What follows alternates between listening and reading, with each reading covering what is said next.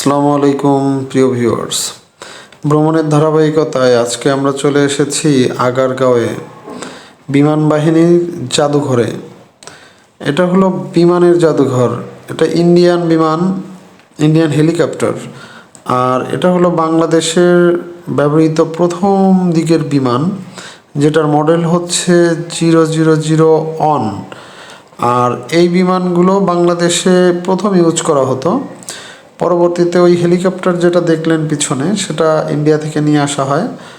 এবং এই ভিডিওতে সম্পূর্ণ দেখাতে পারবো না, কিন্তু অনেক বিমান এখানে, অনেক হেলিকপ্টার এখানে অনেক রাখা আছে। আপনি আপনার ফ্যামিলির লোকজন নিয়ে আসলে দেখতে পারবেন এখানে কত বিমান এবং হেলিকপ্টার, যা বাংলাদেশের অনেক আগে থেকে ব্যবহৃত হয়ে আসছে।